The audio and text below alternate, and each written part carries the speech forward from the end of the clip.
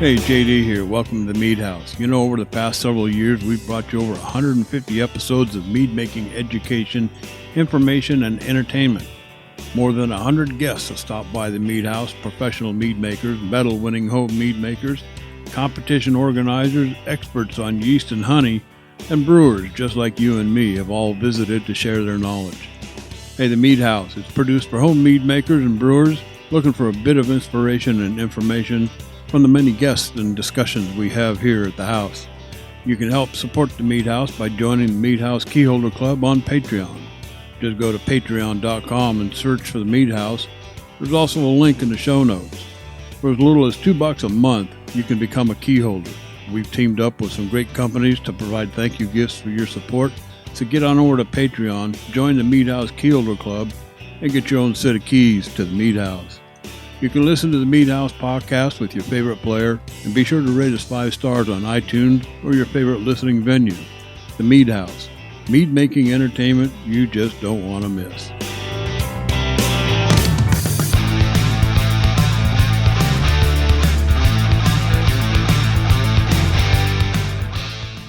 All right, hey, welcome to the Mead House. This is episode number 202. And the reason why it's going to sound a little bit funny here, because I'm actually not in the studio, my house. This is a very special episode we're doing on the road. I think I gave you guys a heads up here a couple of weeks back that we were going to take the show out to Sap House Meadery. Well, that's where I'm at right now. So before we get to that, the standard opening stuff, usually I have some little funny blurb that I'm painting the roof or I'm putting a wax on the floor or whatever, but maybe later on I can wash the dishes here at Sap House Meadery. While Jeff and Ryan do their thing, they're actually back in the studio doing their thing, doing a couple of segments there, and then of course we'll put it all together. But hey, the Mead House podcast, you know where to go to get it, themeadhouse.com. And that's, the other places you can find the Mead House is on Stitcher Radio, TuneIn Radio, iHeartRadio, iTunes Radio. I mean, the list goes on and on and on and on and on. I need to hire one of you guys just to record that part for me, and I just play it every episode. But anyway, I sound like a broken record after a while. But anyway, the Mead House, you know where to find it. Here's the other deal. Help support the Mead House by simply going to patreon.com, search for the Mead House, or do the easy thing. Click on the show notes after every episode, and that'll take you right to patreon.com. And for as little as $2 a month, you can help support the show, keep it free. And Jeff will even send you some goodies out there for doing it. And we certainly appreciate all the help we can get. With that part out of the way, like I said, Jeff and Ryan are at home. They're busy taping the segment 2 and 3. I don't have any idea what Jeff usually puts together segment 2, and I don't know what he's talking about this episode, but it'll be a surprise. And of course, later on, we usually wrap the show with the Social Club, and this is where we try to answer questions with no formal expertise other than what we've experienced in our own brew house. So with that part out of the way, I want to introduce a few players here. The reason I'm here today is one guy, actually 2 guys, but the one guy that I really wanted to meet, and that's Evan Henderson. Now, we've talked about him on the show. He's been on the show a couple of times. And Evan, I am so pleased and glad to have met you. Really looking forward to this segment of the show. You're rather infamous around the Mead House. So the other gentleman, of course, is Ash Fishbein. He's been on the show many times. He's been a huge supporter of the Mead House.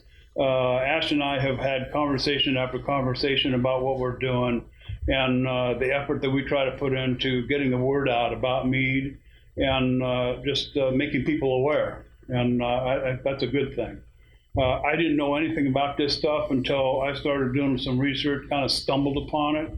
I really had nobody to turn to. Found a couple of forums. That's where I got my information. But as I dug into it, you find people like Ash and Evan. They've really come together to try to get the word out about mead, and that's been a good thing. We're also here with Matt. And Matt, I forgot your last name already. It's Trahan. Okay. And we're here with Matt and Ash and Evan. Matt is the partner, I guess, with Ash Fishbein, owner of the Sap House Meadery. And so we're just sitting around a table here, and we're just going to talk about mead. So to start off, Evan, you came from a background of social engineering or some civil engineering, civil engineering, and found yourself working here at Sap House Meadery. We've been over that story already in a previous episode. Since then, okay, how do you see your impact here? Or maybe rephrase that. How has your impact benefited here at Sap House Meadery? Every day is a new day, and we're learning lots more. And I'm just, with the past couple of years with COVID, I know I've just had the opportunity to take on a lot more responsibilities here and take over a lot of the production. At this point, it's for the most part Ash is hands off and has handed off to me, and it's been a great learning opportunity. A lot of hard work, but it's been great to just to keep growing and to improve my skills at making mead. So, what is it about mead you like the most? I think the versatility of it. Just you can have there's so many different styles and so many different fun ways to do it. Super dry, super sweet. It's just fun. There's a lot of flexibility with mead. So. And Ash, you brought Evan in not knowing, he knew nothing about mead whatsoever. I guess this is the grading time. A plus, A minus, B plus. Where would you put Evan as he ranks among the mead makers of the world here now? Mead makers of the world, I'd say he's probably one of the best. The thing with Evan is he's always been a great listener, but he's always been a technical thinker. And sometimes coming into a new industry with a fresh mind can bring a lot to the game. And Evan was always been a sponge, and he's always been a technical thinker. So it's really about teaching someone how to make mead, and then build confidence so that they can themselves go out and make other meads that weren't taught, which we're starting to really see out of him now, which is phenomenal. Not that there's any more time added in the day, but he's making it happen, which has been excellent. Evan, you've been, I guess, pretty much in charge of the barrel program, as I understand it as well, correct? Yeah, for the most part. I mean, Ash and I we discuss about it, but yeah. How has the barrel program affected the meadery? I mean, it's a really unique way to play, again, a different way to play with mead and to add those different flavors. And we've just had a real fun time trying the different varietal honeys and pairing them with different barrels that have, different characteristics, from tequila to mezcal to we're drinking Power of Love right now, which is the apple brandy. Amazing stuff. Yes. I'm telling you. This is apple brandy, 24 months in an apple brandy barrel, correct? Correct. Now, I've already cheated because I've already had some of this at home. So I know exactly what this is all about. Mm-hmm. I think this ranks up there with the one in the bourbon barrel that I love so much. How do you, when you put the meat into a barrel, how do you know when it's time to take it out? So we check the barrels, I'd say probably every couple months. We'll just kind of crack them open and take a sample and just see how it's maturing. There's some barrels that we have out there that have been more than 2 years at this point. I mean, we have the one we call Ethan, which is Ash's son, which we made that batch the week he was born, and it's been in a dark rum barrel for 4 years now. Yeah. Oh my. So, and that's going to sit in that barrel. Its plan is for it to sit there for 21 years, and we'll bottle it up for his 21st birthday. How special. Yeah. Good stuff. I think one of the most, I don't know, for me, it's been a difficult process in dealing with wood and mead. I've tried the 5-gallon barrel thing, and with not a lot of success. And I don't know if that's the right approach to take for home mead makers, is to dump it in a 5-gallon barrel. I've had better success using wood staves or cubes or what have you. I think for my own personal choice, you have a better control over it because you can take it out, put it in, take it out when you want. You can add more, obviously if you take it too far, it's kind of a done deal. But I think that's the case with just about everything you add to mead or beer or anything else. Ash, when it comes to the barrel program, I mean, for me, you've got probably one of the most phenomenal barrel programs that I've ever tasted out there. Longevity, how long are we looking at continuing the barrel program? Oh, forever. Yeah. I mean, Matt and I were talking not long ago about how, we need to start actually increasing that. And I know you pretty much just walked through the door, and we haven't even given you an official tour of the building yet. But you'll see it's a very small space that we're in, and it's we're kind of bursting at the seams here as we continue to grow. But the barrel program's not going anywhere but more and better and more frequent. It's just over the last year, as we all have experienced through the pandemic, it's we've had to make some changes and some twists and pivotal moves, but right. Now that things seem to be opening back up and the soul of the economy is opening back up, I feel like we're able to get back into the reinvestment of all of that. But you'll see out there, we have quite a few barrels, and I don't see it going anywhere anytime soon. So when it comes to the barrels, you've done gin barrels, you've done tequila barrel, you've done bourbon barrel, you've done the apple brandy barrel. I understand now the rum barrel. What's next? Well, we've done grape brandy, we've done sherry, done Chardonnay, Yes. Sangiovese, Port. Yeah, I think I remember the port. We have a coconut rum one right now, coconut rum barrel. We have a couple new ones. Grape brandy, another apple brandy, and then a mezcal. Yeah. So is there any barrel you haven't done? Maybe that's the question. Yeah, there's a couple that we're looking at that I'd like to do is a Madeira. Madeira barrel. Oh, yeah. Okay.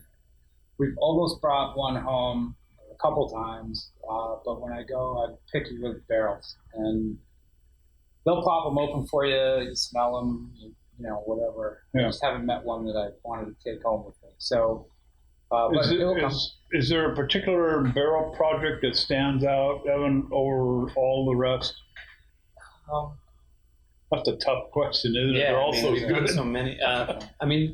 One of the only ones that we've done with fruit, we did. What was the name of that? It was our raspberry mead aged in the port barrel. Higher Learning.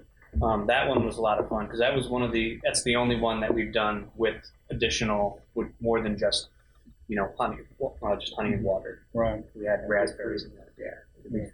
Matt, are you new to this whole mead thing, or had you had any prior experience to mead and mead making at all?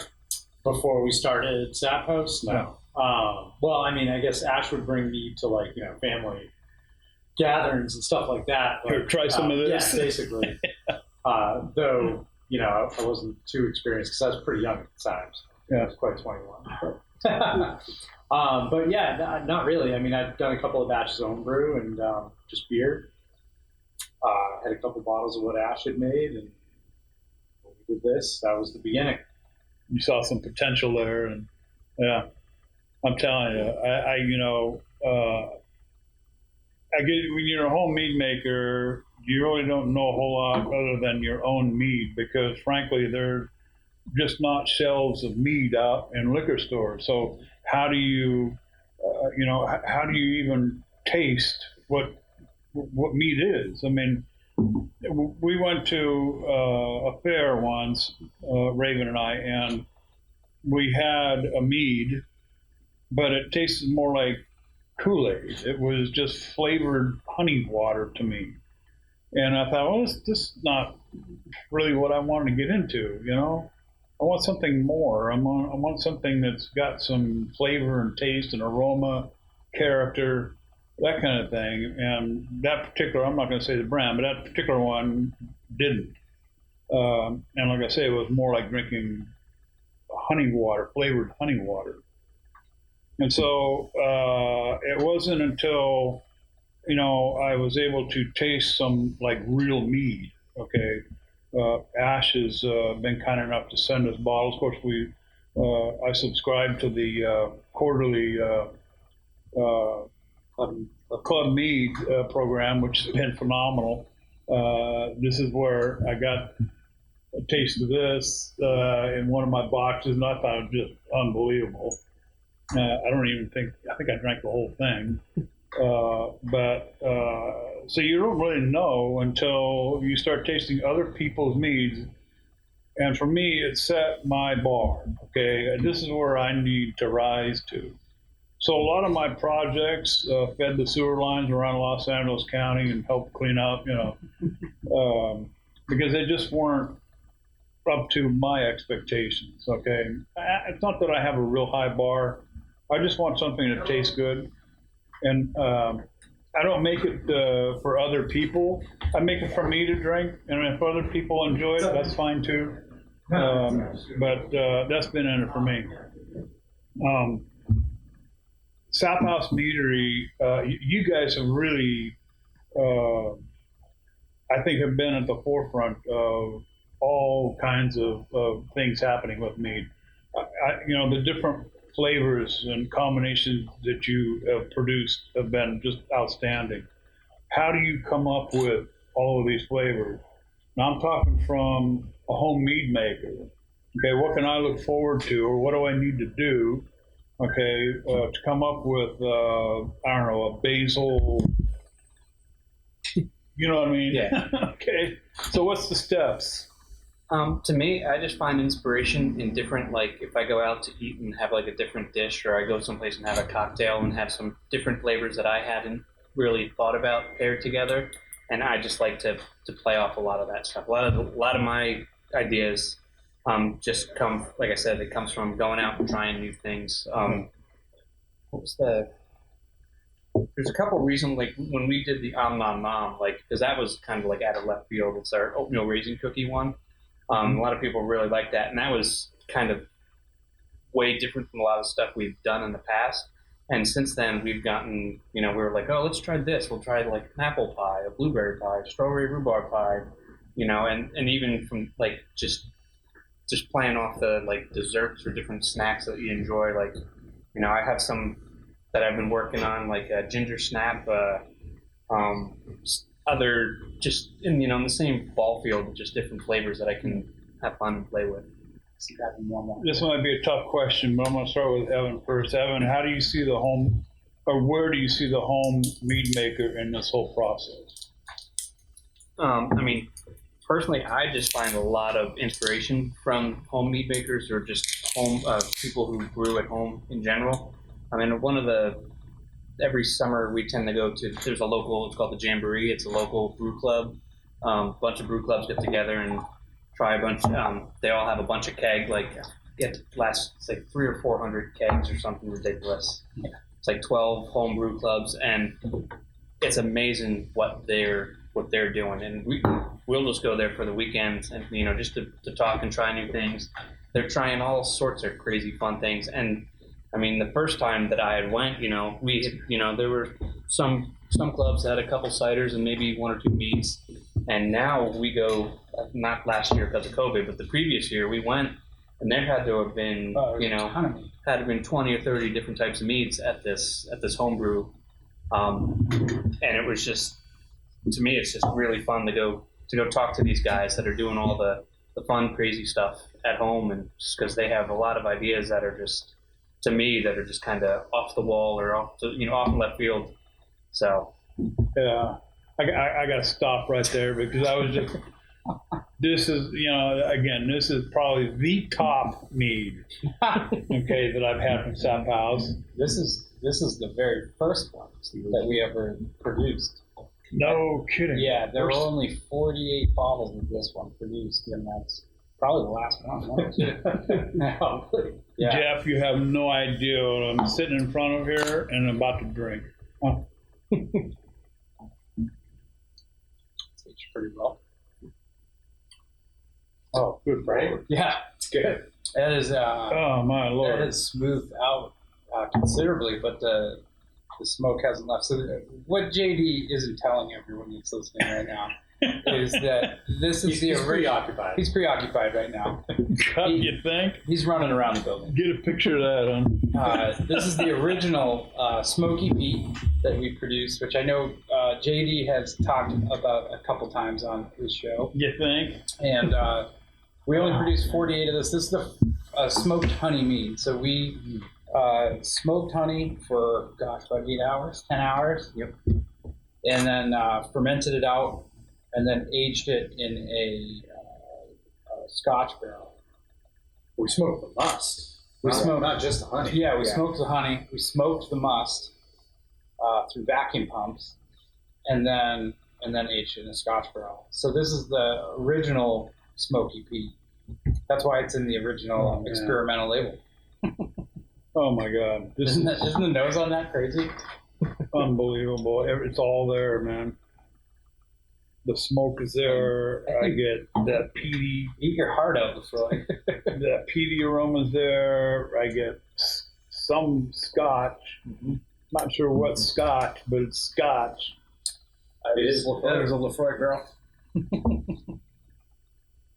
My word. Yeah, that stood up pretty well. But that's how old? 3 years? 4 years? 4. I'd say 4. Yeah, I'd say 4. A little bit of sweetness on the tongue, a little bit. It carries all the way back. Yeah. The smokiness comes about mid-palate for me. Kind of stays with you to back. And it finishes on the dry side a little bit.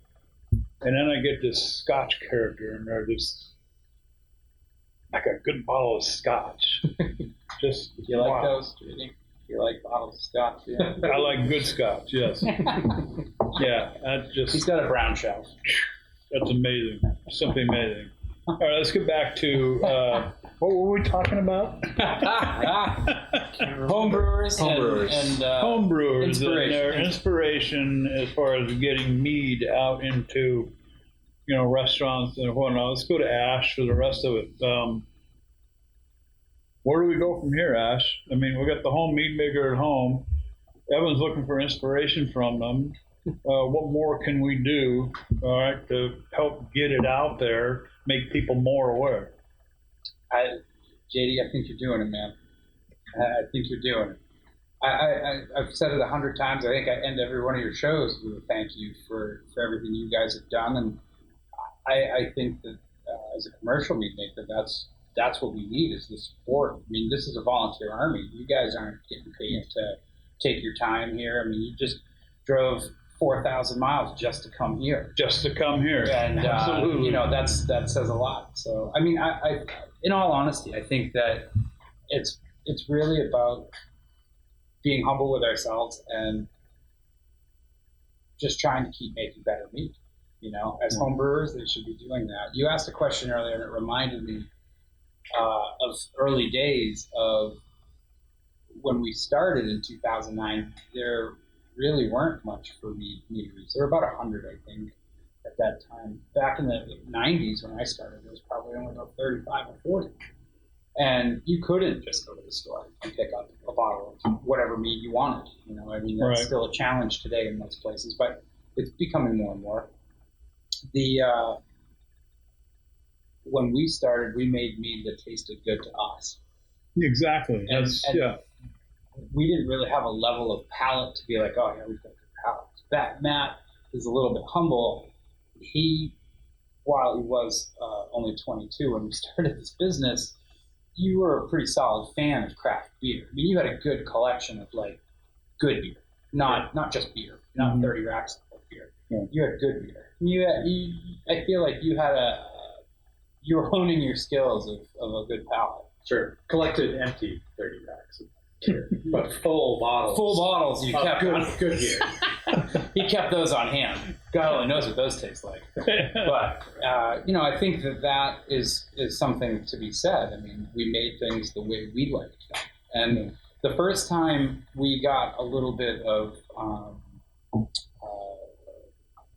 missing the word, but kind of you're doing the right thing was Acceptance, maybe? Yeah.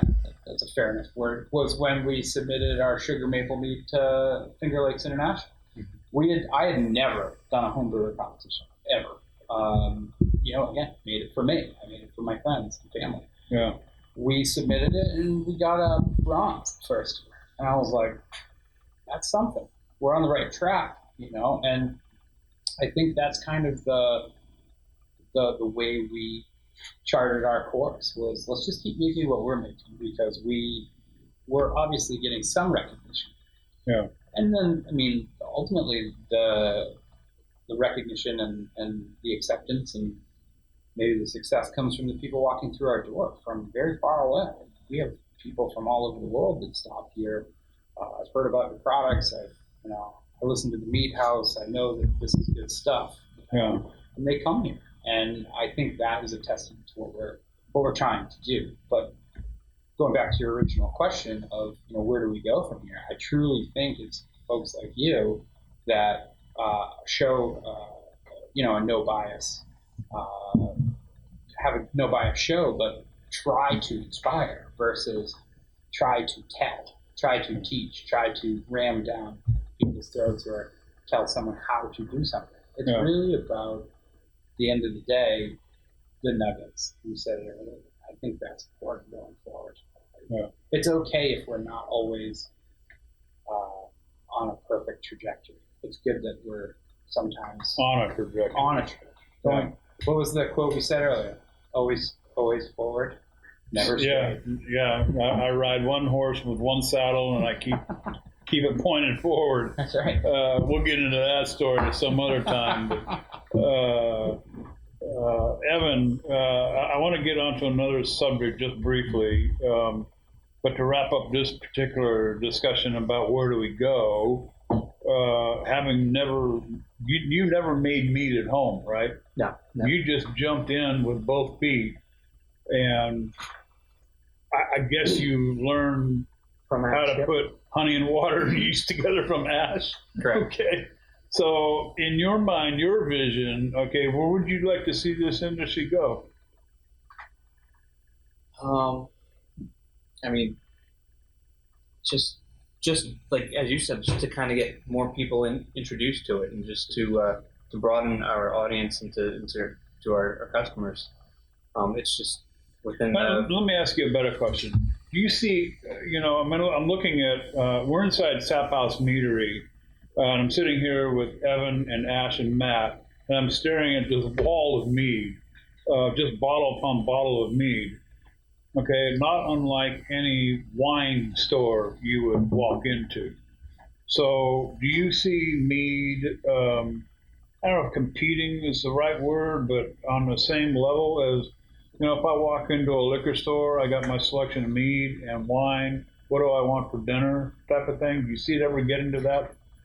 Oh, for sure. I see it getting there. It's just as like people like you, as more people are educated about it and learn about it, more people are willing to try new things and to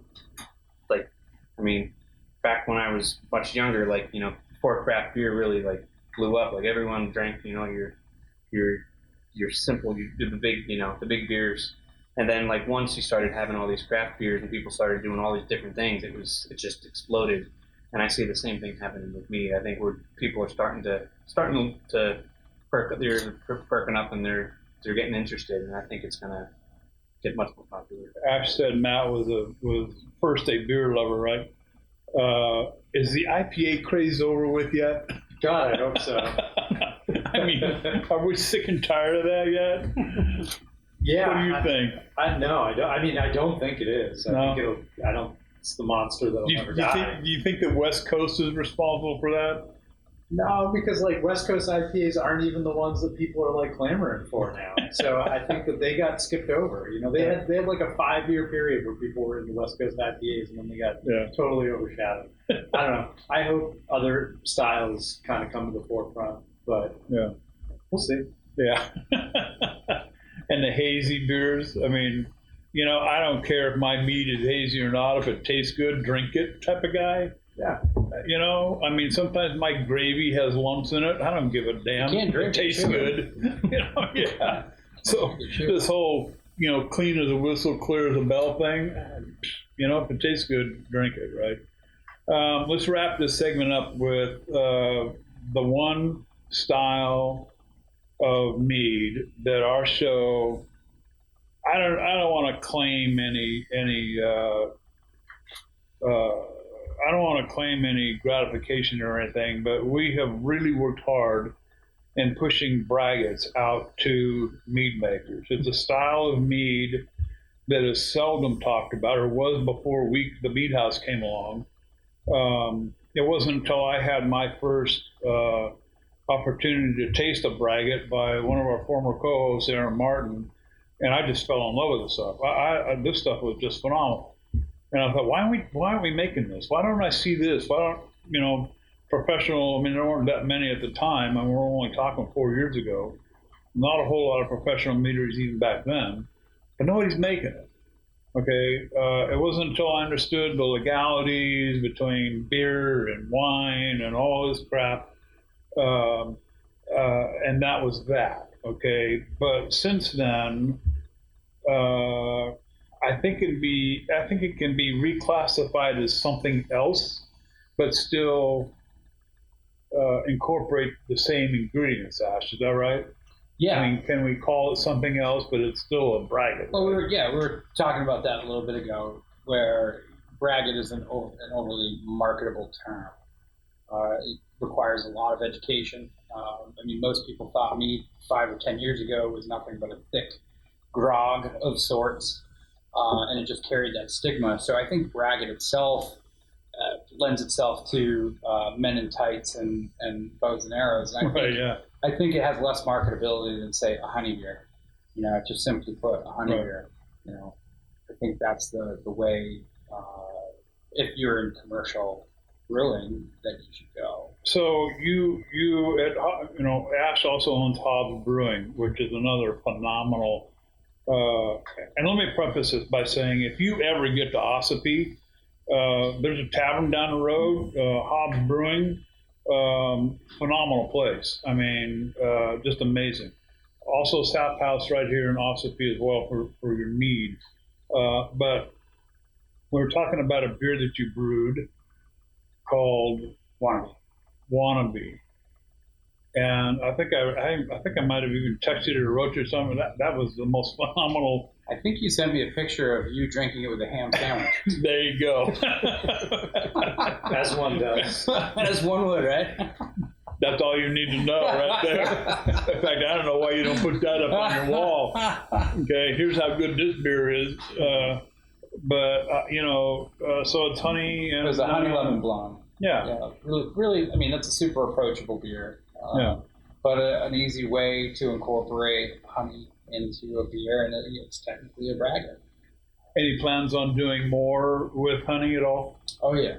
Yeah. For Hobbs, you mean? Yeah. Oh, yeah, most definitely. Or Sap House. I mean, I don't know whether you can introduce the grains at Sap House or not. We can't here, but there is going to be time for a proper collaboration between the two companies, which hasn't been done, but it's because I haven't found the right recipe and released what I would consider, where we would want to put our name on it. Yeah. Not that it's inferior to. It's just I think that Sap House is a very unique brand, and it should lend itself to the beer that Hobbs can put out. Sure. And Evan, when we're talking about braggots here, of course, we're talking about the marriage of beer and wine for the most part. When we brew it at home, we typically use the beer brewing method. We steep the grains and then introduce the honey. For me, usually at High Krausen is when I add my honey. But you can do it any number of ways. I've found that I get more honey character out of it at that point rather than putting it in the boil where you just, to me, you waste a lot of the flavors and characters at that point. When it comes to braggots, you've been making, the bulk of Sap House's array of needs, including the barrel projects. Do you see yourself getting involved in putting together a bracket at all, or even getting involved in that category of mead? I would love to. I mean, because of the legality reasons here, we can't do it. But I know, like Patrick was saying, we've talked about doing a collaboration with Hobbs. But that's the only that for me right now. That's the only, unless I start brewing at home, which I haven't done yet. Yeah. How do you feel about the braggot? What's your? I love braggots. Yeah. I've had a bunch of braggots from, like I said, at that different the jamboree, and I absolutely love it. It's popular there. Believe it or not, braggots are popular at the jamboree. Really? Surprisingly Wow. so. You really love that. Well, like I said, I don't know that the Mead House has been responsible for getting the word out there, but what we're finding here lately is, we talked about this earlier at Hobb, where the competitions are now starting to segregate out the braggot, okay, rather than lump them into experimental this, that, and the other thing, where they get completely lost and never show up on the podium at all, in favor of other experimentals that do. So I'm glad to see that, they have been, the braggots are now being identified as a separate category in itself and able to stand on its own with some of these bigger competitions. You mentioned the Mazer Cup. Yep. I think that's probably a first, and that's kind of the biggest thing out there. I mean, that's the most probably well known. I don't know if it's the biggest. They do a great job. I would say that's the biggest, and it's very much a separate category, which is awesome. Yeah, and that's kind of what our show is all about. I mean, after that first taste of braggot that I had, I wondered why am I not seeing this category of mead out there at all? So that's kind of been the focus of the show. So, but with that, we're going to wrap it up here, Evan. It's been a pleasure, dude. I'm telling you. And we're going to end the show here, but I'm going to spend a little bit more time with Evan, see if I can't get him to walk me around Sap House. Ash has got to fly. Matt, been a pleasure, man. Likewise. The other half of Ash, and Ash. Better half. I don't know what to say to you, buddy. You have been a good friend. We love having you on the show, and you've been a big supporter of the Mead House and the Iron Bee, and we sincerely appreciate it. Thank you very much. Appreciate you. Pleasure's all ours. Thank you. Cheers. All right, guys, that's a wrap from the Sap House Meadery in Ossipee. What is this, New Hampshire? Yep. New Hampshire. And look, it's not hard to find on the map either. All right, we're out. All right. So good stuff from JD, Ash, and Evan over at the Sap House and Hobbs Brewing Company. Looking forward to hear what they came up with. Brian, I gotta say, I'm a little jealous that JD got to hang out with them, and we're kind of here at the house doing our thing. So we're kind of picking up from the middle of the show here. I am tonight. I'm a little bit spare on the drinking here. I did pour myself a glass of something though. In part of this whole moving out, getting stuff out, I'm finally getting around to bottling something that I've had sitting around since probably late last fall. This is a Sangiovese Piment that I made. And so I just poured myself a little sample of that to see if there's anything I need to do other than, the basic back sweetening bottle.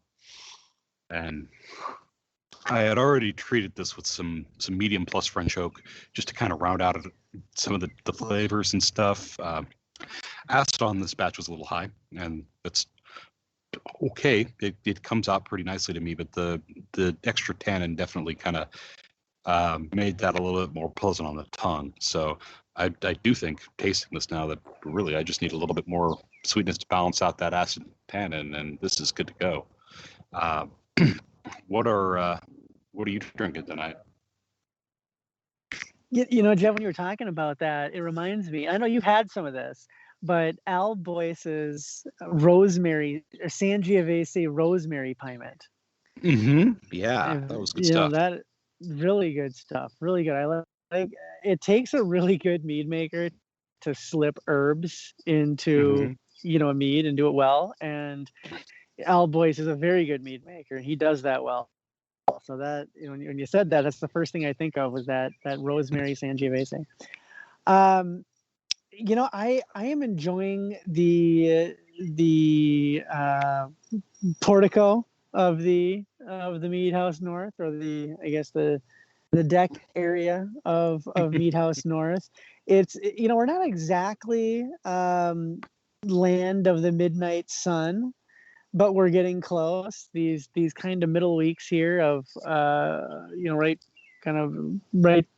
spring and summer, by solstice, spring and summer. You get you get about 18 hours of sunlight. So you get first light at about 4:30, and it's not truly dark until about 10:30. So you've got like I said, about 18 hours of sunlight, and you gotta enjoy them all. Oh yeah. So because then in 6 months it'll be the other way, and so doing that, I am enjoying an old one of mine. I've talked a little bit about before, but haven't had one of these in a while.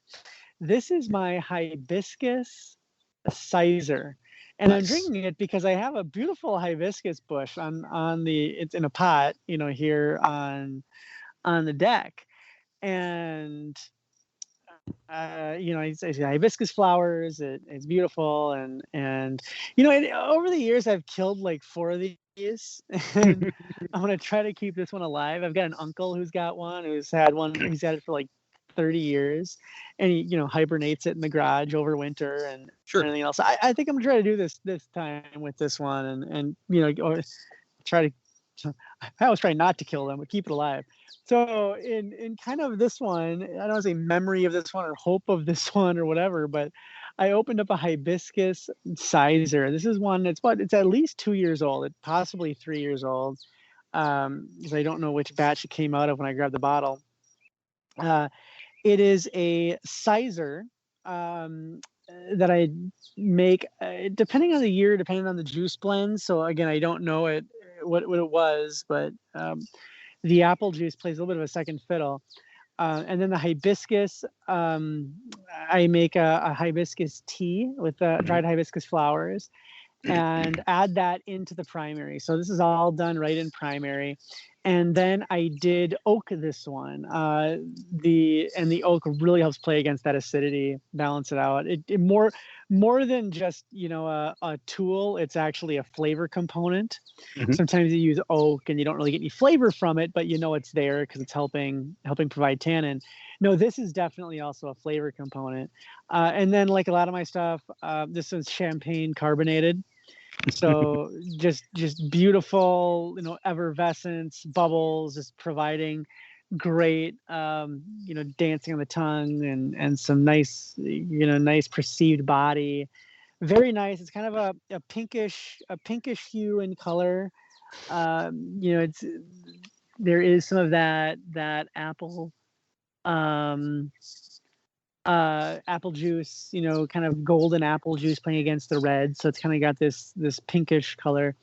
Very nice. Really enjoy it. And I think I didn't have time to look this up, but when I was talking about all the sunlight we're getting, I don't know the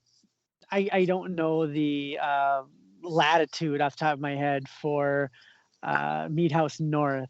But then I was gonna say, how does that compare to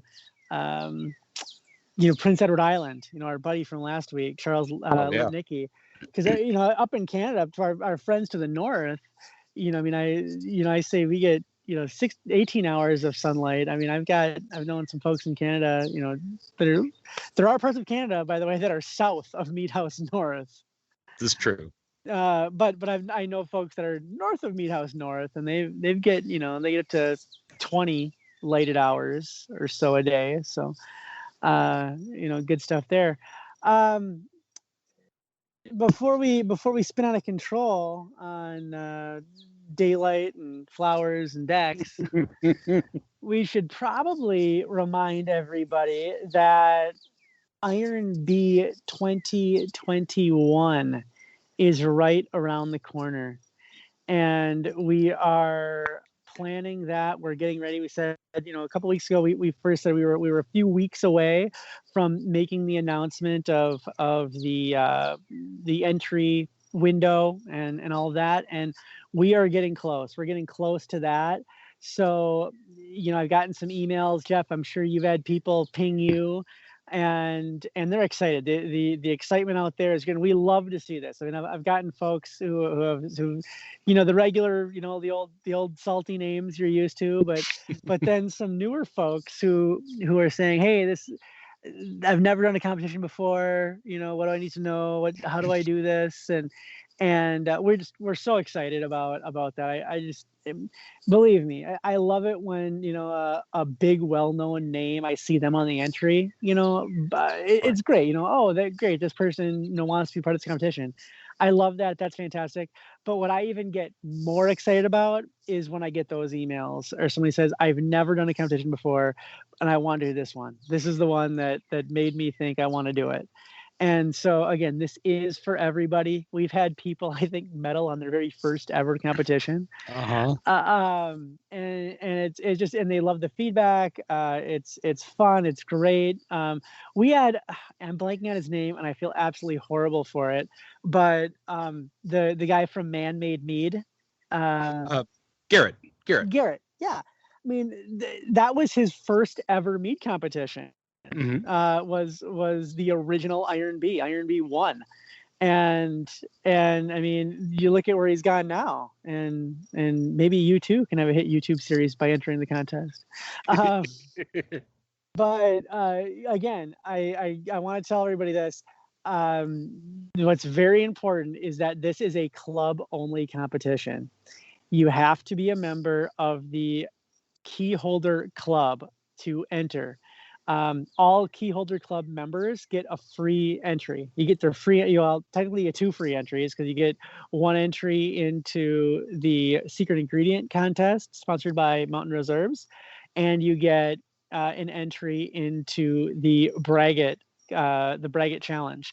So there are, it's a 2-category event. You automatically get entered into both, or should get, you have to enter yourself, but you get the ability to enter into both. And that's the way, we do it. It's only open to key holders. So you got to join the Keyholder Club, and then it's free from there. And all of the current key holders get the first ability to register. So anybody who's a current key holder gets the first chance to register for the competition. And then, what typically happens is a lot of folks who want to enter, I'll join the Keyholder Club so I can enter the competition. Sign up now, join now if you want to get in, you want to make sure you get in, join the Keyholder Club. We will, because the first email will go out just to the current key holders and say register now.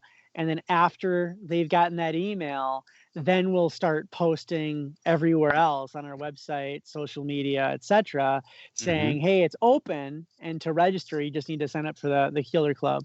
So make sure you do that. And a lot of competitions lately are capping entries.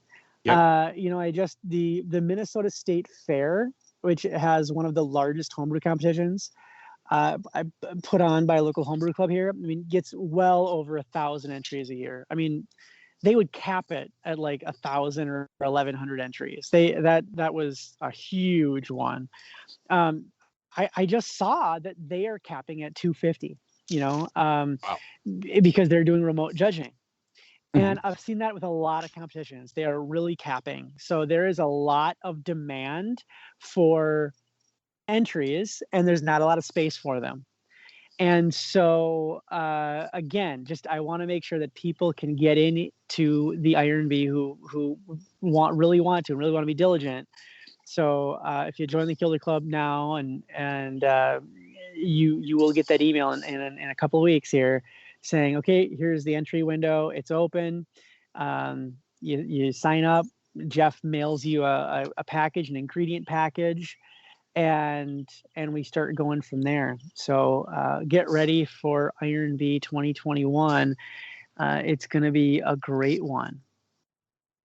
Really excited for it. And yeah, no, I couldn't agree with you more. The fact that we get such a wide swath of people, like the first timers, the really experienced guys, everybody's just kind of into it and having a good time. And I feel like the secret ingredient levels the playing field some, so that those first timers aren't necessarily kneecapped right off the back. The playing field's a lot more level because you're all kind of just figuring this out as you go.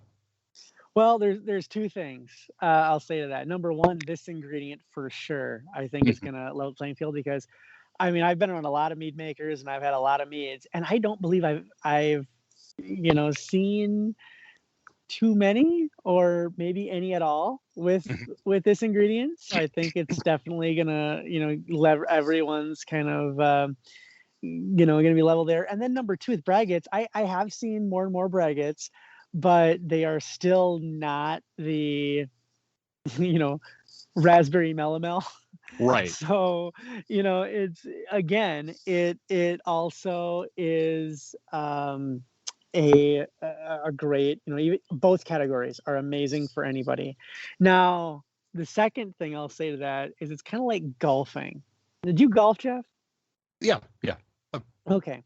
So a lot of times a beginner will go, who's never golfed before, or rarely, maybe golfs a couple times a year or something, goes out and shoots a pretty good round. And somebody that's been doing golfing for a long time, kind of duffs a little bit around the course. And sometimes it comes down to this: the guy who golfs a couple times a year isn't overthinking it. He's just kind of grip it and rip it. And he's just out there. He's not overthinking it. And the guy who golfs, a lot more, sometimes gets in his own head and overthinks it.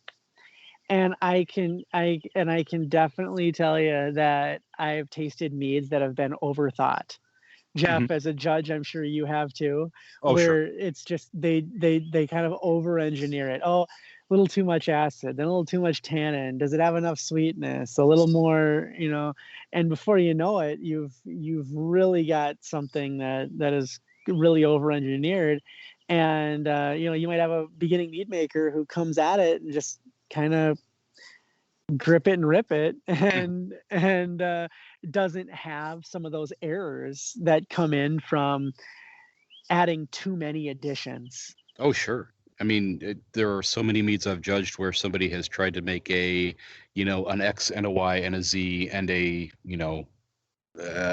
2 or 3 other ingredients on top of it, and those flavors don't really play off each other. They kind of just meld together, and it's okay. It's kind of fruity. I don't know if this is raspberry. I don't know if this is blueberry, but they kind of get muddled together. And I think our first place winner in Mead House 2019, he just made a fenugreek mead, but oh my gosh, it was so well done. It didn't. It presented so clean. It really highlighted the fenugreek nicely. It was just a fantastic mead that happened to be flavored like fenugreek, and only fenugreek. So there are so many different approaches to this, but I don't know if we will see this year's secret ingredient as a one flavor only kind of a mead in some of those metal positions. But we'll see. I don't know. I really don't know. I the older I get, or I should say, the more experience I get, the more I find myself saying, I don't know. It's kind of like, when you're young, you're certain. And when you're old, you've seen enough that, you always can't be certain. Yeah. I'm holding out. I think that yes, I know conventional wisdom says this is an ingredient that you are going to want to use with other ingredients. You know, you're going to want supporting actors kind of a thing in there, right?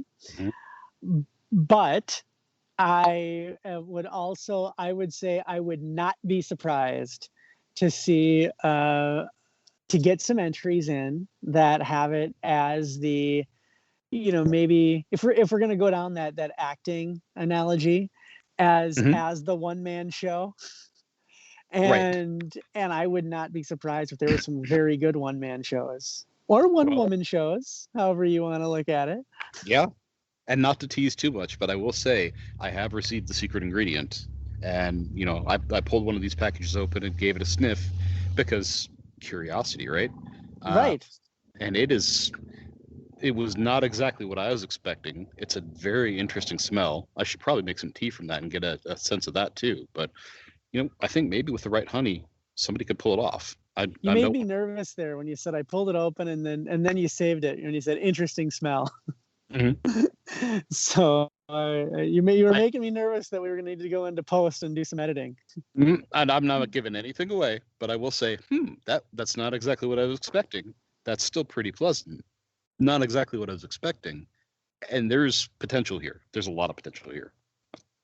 Excellent, lovely, glad to hear it. And so I don't know if I think I started a thought, then I switched to a different thought. I'll just round this out and then we'll move on because now you've reminded me. We have to cap entries at a fairly, modest number because of the amount of secret ingredients we have. It's true. Mountain Rose Herbs only can send us a limited amount of ingredients. They are very generous. They send us very high quality stuff, and in quantity, it can get pricey. And so they do send us a modest number, and that's the amount of entries that we can handle. So that's again why we need you guys who, if you really want to be in, and ladies, to become key holders if you're not already. And then when you get that email and it says, hey, if here's your guaranteed time to get in, you're guaranteed to get in if you're a current key holder, and you get this email and you register, and then before anybody else. So anyway, I'd love to keep talking about the NRV, but the more we talk about it, the more nervous I make myself that we're going to say something that we're not, that we shouldn't. Right. Can't give away the family farm just yet, right? So a couple weeks ago, we were talking about like the ideal brew setup and how we want to organize things, and we kind of shifted topic in there and got on a train of what could we do if the equipment was there and things like that. We started talking about lagering and like comparatively doing the faux lagers versus an actual lager with lager yeast and lager temps and things like that. And I was kind of kicking around socials this weekend, and there were a number of people that were talking about fermenting under pressure. And you mean like they were fermenting while they were listening to the Bowie Queen classic? Dun, dun, dun, dun, dun, dun, dun, dun, dun, dun, dun, dun. I figured they were giving them like high level arithmetic problems and stuff like that while they were fermenting. Hey yeast, what's the sine root of blah blah blah? No. No, under pressure to me is let's see, brewing under pressure. I've got I'm in between kids events. I've only got 30 minutes to do something. I've got 5 other things to do, and oh, by the way, it better be good. Or hey, I've got 3 months to make a secret ingredient mead for this competition. Oh gosh, I don't even know what this thing tastes like. I better get moving.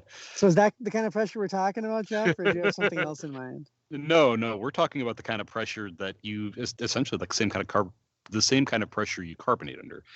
Right, of course. The gas pressure, I guess, would be a better way to describe it. I don't know what the term is. Now, I've always heard that fermenting under pressure, again, let's just say in a corny keg or something like that, sure. reduces the amount of esters that you produce. Now, And maybe that's an old wives' tale, but that's kind of what I've heard. But I've never done it. But right. is that also what your conventional wisdom was telling you? Yeah, that's part of the logic of this. Actually, is that you reduce the risk of some of the nastier esters, the ones that taste like phenol and you know um, the off flavors, weird band-aidy flavors and stuff like that can get thrown from let's say fermenting a lager at closer to room temperature. By fermenting under pressure, you reduce the amount of off flavors that you can throw from a yeast. You do slightly inhibit the yeast production, but as long as you don't get too high with that pressure, it's not a huge deal. Um, there's a lot of ways to go about this, and obviously the advantage of it is that compared to like buying a refrigerator or a Keyser or something like that you can temperature control, you're talking about getting a corny keg and some extra hardware and maybe a CO2 tank. And if you're gonna keg your beer anyway, you've probably got most of that stuff apart from a little bit of extra hardware sitting around already. So You revving up the CO2 tank there? gotta love those neighbors, man. Jeez. So yeah.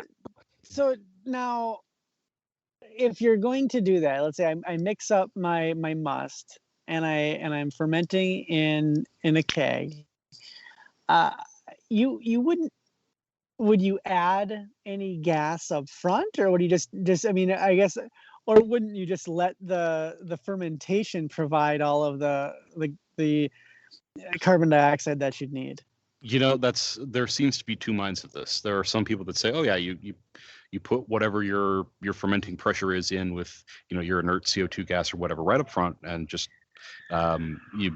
there's the hardware that I keep talking about, referring to, is called the spunding valve, and essentially it's kind of like the pressure check on your water heater. Once the pressure level gets to a certain point, it basically hits a release and lets things out of vent. So you set that to whatever your pressure is, and then if the CO2 builds up from that fermentation, it exceeds that, then it lets out that extra until it gets back to that target pressure. And so some people want to start right at that. Right. Some people want to start right at that.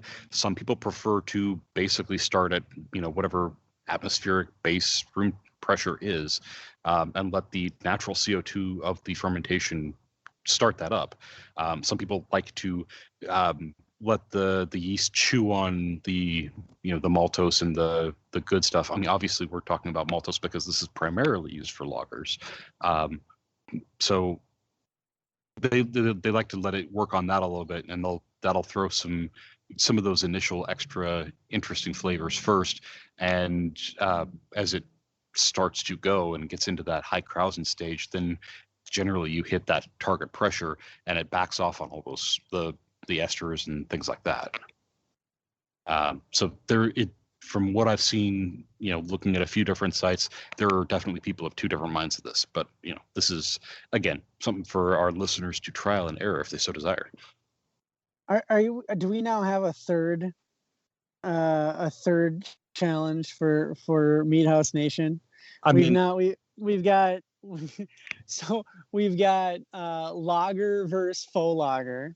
I still really am interested in seeing what Mead House Nation comes back with lager versus faux lager, and we already bribed them on this one, and then I want to see pictures of the layered colored meads in whatever your national or state flag colors are, I think is what we said. Yeah. And then New Mexico would be interesting. That'd be what, yellow and red. Mm-hmm.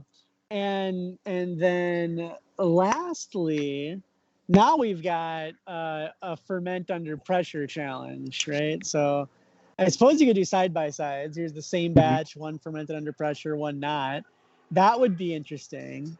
And I wouldn't be opposed to doing an on-air taste test with with any of these challenges. I mean, sending us a layered mead shot might be difficult, but That'd be a little problematic. Yeah. but yeah, I wouldn't be opposed to doing an on-air tasting with the crafter of the lager versus faux lager, or the pressure versus non-pressure.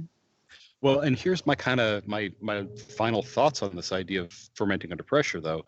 I mean, if I feel like with that first challenge, the lager versus faux lager, you could easily throw, lager but under pressure as like a third option into that comparison. So 1, 2, 3. But you think about some of the other stuff that we make that's not necessarily a braggot. You look at D47, for example. It's kind of notorious for, if you go above 68 degrees, you get some weird esters. It throws some off flavors and stuff like that. Would that happen under pressure? Could we ferment at like summer room temperatures, 74, 75 degrees under pressure with D47 and not get those flavors? So that might be a different side by side too. The D47 at room temperature with the potential for off flavors versus fermented under pressure. Does it ferment cleaner? Interesting stuff. Eventually, All right. start doing some of these myself, but for the moment, my hands are tied. Absolutely. Very interesting stuff. It's made me very curious. I am curious to see how this stuff turns out, because I mean, if you think about it, Jeff, one of the biggest problems, especially for new mead makers, are the fusels. Oh yeah, that is probably the most common issue in finished meads for new mead makers, and sure, other people struggle with them too, but I just mean it typically starts as a beginner problem. Well, and if there's a way to mitigate against some of the fusels by under pressure here, that would be really interesting. It may also allow you to, like you said, maybe use some different yeasts, and they might play a little differently as well. Mm-hmm. So yeah, and really, it's, if you're going rote simple with this, just like a corny keg and a spunding valve, you're talking what, 30 to 80 for that corny keg, maybe 30 to 50 for the spunding valve, whether you're going to do parts or pre-assembled one. I've seen a few pre-assembled ones on Amazon. So under 100 to a little over $100 for extra parts to avoid some of those fusels and other stuff like that. And this could be a really interesting avenue of exploration here. Yeah, when I first saw the notes on this segment, I go, okay, let's see. I'll make a David Bowie joke. I'll make an I'm busy joke. And then we'll do. I'll let Jeff talk for 3 or 4 or 5 minutes, and then we'll be off because I really don't have anything to add. But this is, boy, was I wrong. Like I said, the older I get, the more I find that the older I get, the more I find that I'm, the more I see, the less I know. Is that right? the Red Hot Chili Peppers? That's it.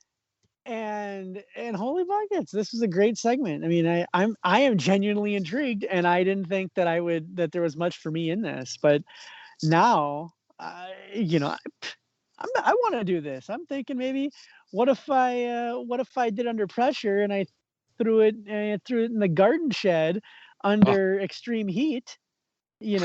What could we do? What could we do there? Could we almost create like a steam beer braggot under pressure?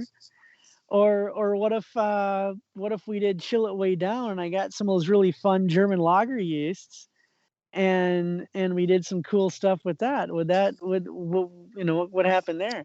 So, Jeff, always another great segment too, courtesy of Jeff. Thank you. Well, yeah, no, we've I think we have been thoroughly laying down the gauntlet here to Mead House Nation, and if previous Iron Bees have shown me anything, that Meat House Nation can definitely deliver with the creativity. So, yeah, we are excited to see what you guys come up with out there. Should we segue into Social Club then? Yeah, I mean, I think I think we should get to a few. I don't know how many we'll get to here. We're running out of time, but I think we can get to a couple. That ran a little longer than I was anticipating too, but let's see. This first one is from user Nullvoid123. Says Bucket Gang fruit in primary. I've got a 2-gallon mead bubbling away, day 5 now, in a 5-gallon bucket with a paint bag sanitized full of 5 sanitized and de-pithed limes. Added nutrients staggered in 4 parts. I've been seeing conflicting accounts of how often I should, if at all, be opening this bucket from this point forward for 2 reasons. 1, measuring OG to ensure fermentation is done, and 2, taking out or pushing down the fruit to make sure no mold forms. Should I, at this point, even be opening the bucket while it's fermenting to push down the fruit, or should I leave it be? Should I take it out at some point before primary fermentation is complete? So a couple things here. When you've got the fruit in there in that strainer bag or paint bag, whatever he said he had, you want to be punching down that fruit cap. I mean, if you listen to guys, I think it was Ken Schramm. I mean, I think I've heard him speak a few times, and I might have even seen him, or might have even been when he was at Assam, giving a lecture remember you listen to people talk in person, at HomebrewCon in person, and he was talking about his Heart of Darkness, and basically, I mean, he said he's pushing down that punching down is the phrase he used, punching down that fruit cap like 10 times a day, just punching it down. And then I think it was only like a few days, because I think when you punch it down, you're also creating some agitation, in Yes. there. And I mean, if you're doing that, over the course of 3, 4, 5 days, I mean, you're probably dropping that gravity pretty far down and getting just about everything down to the skins and seeds, left in that bag. Yeah. So I mean, that's kind of, I've always thought the best practice was, you punch that fruit cap down a bunch early, and then it's generally in primary kind of down to skins and seeds for the most part, and you take it out. I've never heard of anybody keeping successfully keeping a fruit bag in for maybe more than 2 weeks tops, probably. Right. And then I've also heard then of some folks, and I think I actually tried this once, of weighting it, they had like a sanitized, I don't know, like a weight that goes in the end of a dumbbell or something. I don't know what they used, but they maybe, who knows, could have been maybe a sack of nickels in a Ziploc bag. I think I've seen people using sanitized marbles or sanitized marbles, or I think I saw somebody once, they said they took some rolls of pennies or something and put them in a double Ziploc bag them, and then sanitized the Ziploc bag and tossed it in there with it. But and then it's sunk, right? So it sinks, and then that does take care of one problem. And the one problem that takes care of is the mold forming on top. So it's not submerged, it's in there. Even if you're doing that, or even if you're sinking your fruit, I mean 2 weeks tops, I would say, is really all you need to get just about everything out of there, and you might be doing it in a lot less time than that, depending on the amount of fruit, the type of mead, the gravity, all of that stuff. Yeah, I mean, honestly, it's probably not as dire or as rapid as, for example, using herbs and spices or hops for that matter, where you really just want to use a few days and then pull it. But you got to figure the yeast is going to get at the good stuff, like the fruit and the flavor compounds and stuff like that you really want, faster than it's going to get to everything else. So eventually, the only reason that fruit is going to be in there is for everything else, and that may not leave the best flavor. Generally, I would say from my experience, a week, 2 weeks, and then I'm pulling a bag of sludge out of that mead, because pretty much all that's left. Yep. Absolutely. And then here's the plug for what you always like to say is make sure you get the right enzymes in there. Yes. Yet those enzymes will help break that stuff down. I know it's pectic enzyme or lalzyme or whatever. There are red wine, there's white wine enzymes. The red wine enzymes I know work on a lot of fruits. The white wine enzymes work on a lot of fruits, but they help. Oh my gosh, they help. I remember once I took a 5-gallon Big Mouth bubbler and I was doing a total freezer clean out. And this is back when I used to get carried away. I don't get quite as carried away anymore, but I filled up basically a 5-gallon fermenter, Big Mouth bubbler with fruit, like just random frozen fruit loose, just basically there's air spaces in between, but I mean filled it all the way up. I dusted some like wine enzymes on there, and like a day, 2 days later, I mean it just shrunk down to like 3 gallons of liquid. Oh yeah. And and then I added the honey, and I'd also when I was doing that, I had sorbate on there, or Candid tablets, crushed up Camelin tablets, just so it didn't start taking off, right? Because the enzyme plus the Candid tablets, and just to make sure we were breaking it down, but not getting anything funky in there, and it broke it all the way down to a couple gallons of liquid. Added the water, added the honey, pitched the yeast, and off to the races. I mean, that actually turned out to be a really good mead. Now, as you had said, I didn't try. I went to try to fool any judges and say, "Oh, this is a pineapple, melon, blueberry, cantaloupe, muskmelon, strawberry, blackberry, raspberry, mango mead." It's fruit salad mead, buddy. Right. It's fruit punch. Fruit punch mead. Wapatui. Wapatui mead.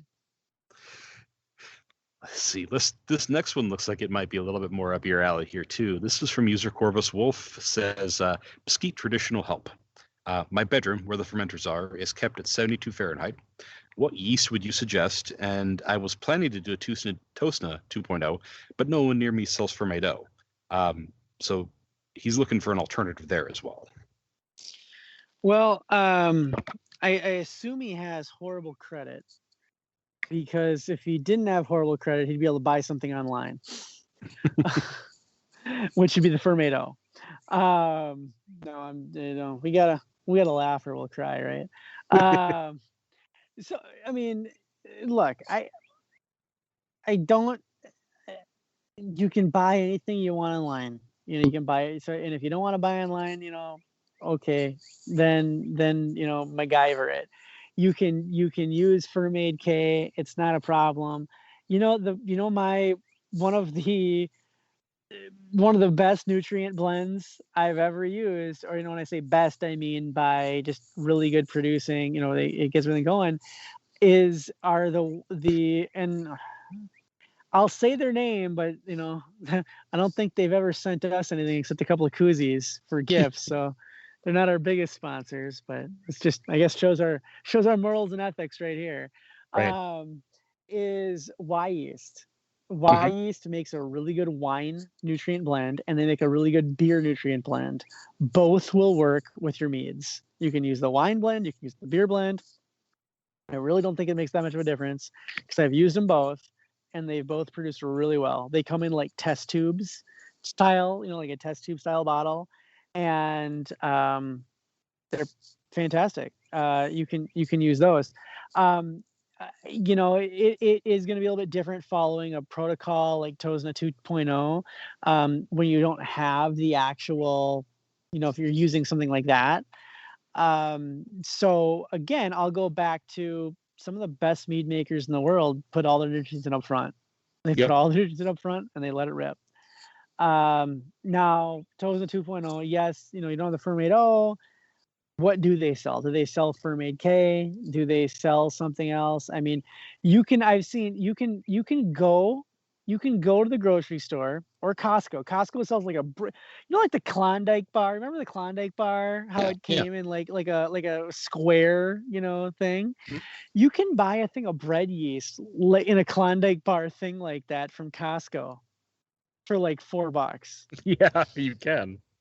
And if you really need it, if you're in a pinch for a nutrient, take some of that out. Take a teaspoon or a tablespoon or whatever of that bread yeast out.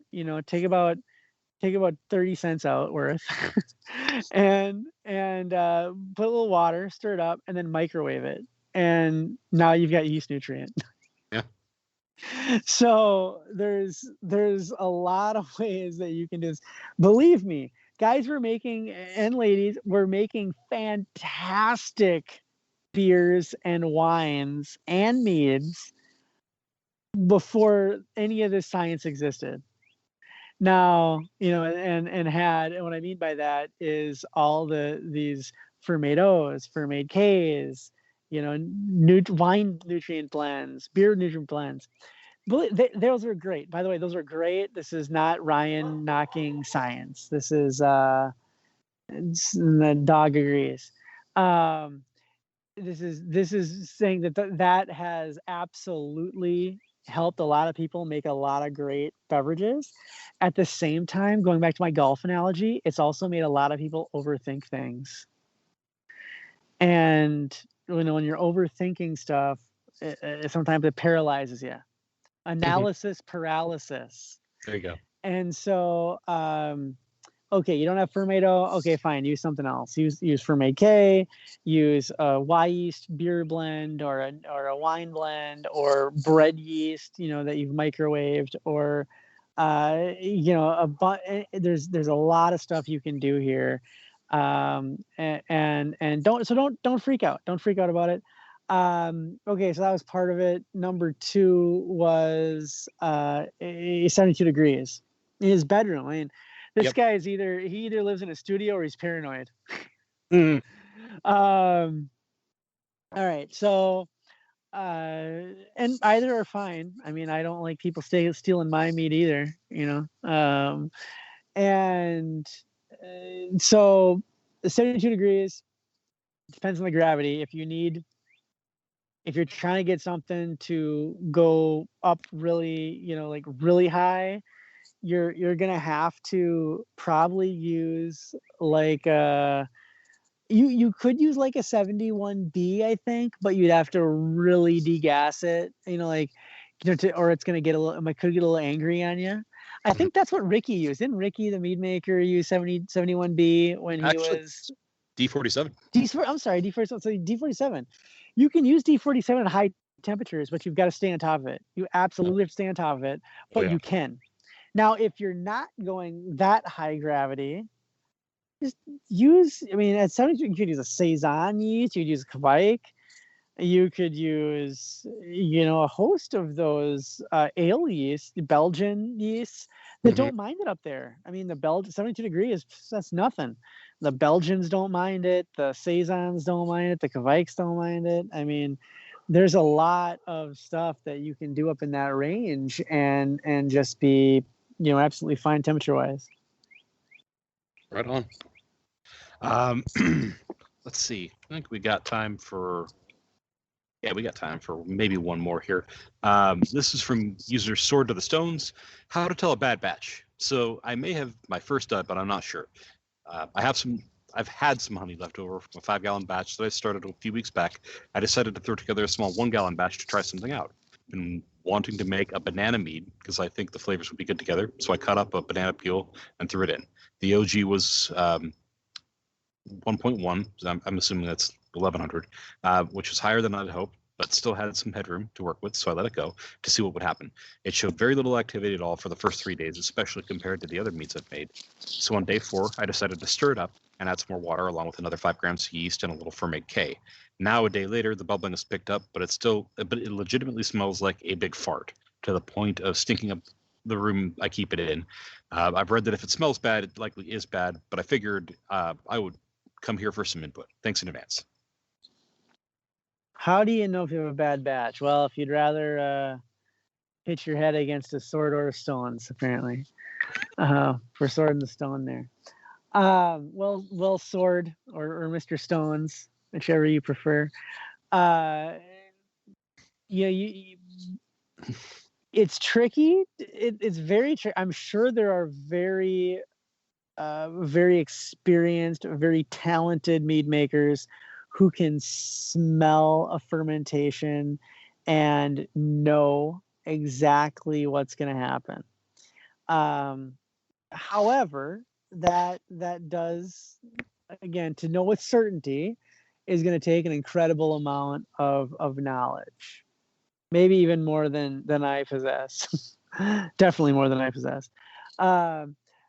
So it smells like a big fart. Well, that's probably sulfur. Is that what you're thinking here? Is that the first thing that happened in your mind? So sulfur, all right? Yep. Yeah. You started out very high gravity, extremely high gravity. You stressed the hell out of the yeast, it sounds like. When the yeast, with the stressed yeast, you're definitely, you're going to throw those things, the sulfur, and that doesn't mean that it's going to end up horrible. But what it often can mean is it's going to need some time.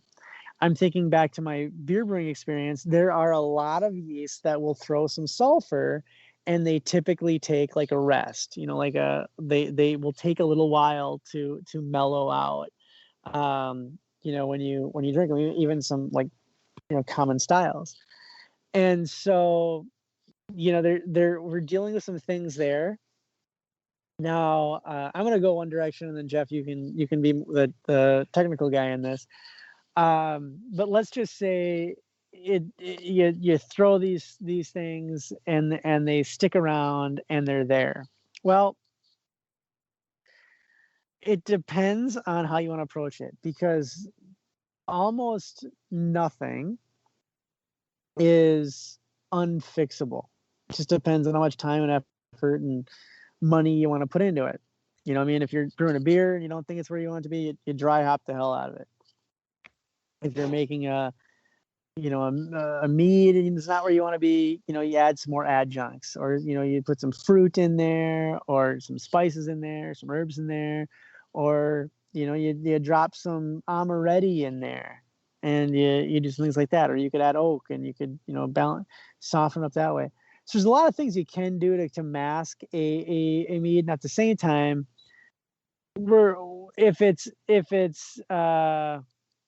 what's the mead, not the word that all the Wall Street bets guys use, stonk. If it's completely stonk, you might not want to put good money and good time and good effort into trying to save it. There's a point where you've got to call it.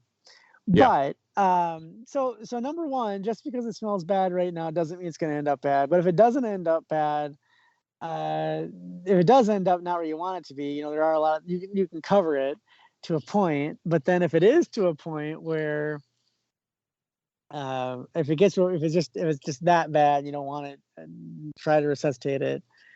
Just lubricate the sewers with it. What JD'd tell you. Yeah, and I think for my part, I'm going to offer a point counterpoint here, because as Ryan said, more likely than not, this sounds like a stress yeast situation, and generally you get a stress yeast situation from not enough nutrient up front, or it's fermenting too hot, or the osmotic pressure was too high for the colony of yeast you pitched in there. There's without going into a lot of detail, you've got a stress yeast situation. First thing I would do to mitigate that right off the bat, give it another little hit of fermentate. Just throw a little bit more nutrient in there and see if that doesn't calm things down. And I have heard of people like that ended up with the sulfur still hanging out in their meat or their beer or whatever, and they fixed it with a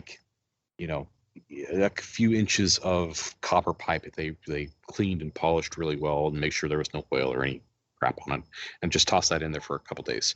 Apparently that binds sulfur. that might be worth a try. Really, the best course of action here is to take this as a lesson learned. Make sure you got good nutrient additions. You're not stressing the yeast in the first place. Keep the yeast happy. The yeast is going to keep you happy. Now I'm going to offer a counterpoint, because that term big fart, that's a real exact term and could refer to a few different things. Ryan, I don't know if you've ever had a run-in with an enteric infection in anything you've made, but I think like the second batch of like all grain beer that I tried making, I don't know what possessed me to do this, but I was making a wit, and for whatever reason I decided, since I was in an apartment kitchen and I had a big 3-gallon stock pot, it's not really appropriate size to make 5 gallons, so I'll just make like 2 gallons at a time and store the 2 gallons of wort in the fridge, and then just throw all my hops and stuff in the last one, and mix it all up and blah blah blah. Stupid. That was a terrible idea, because I got a bacterial infection from that in one of those containers that was put in the fridge, sat like overnight or something, and then all dumped in. And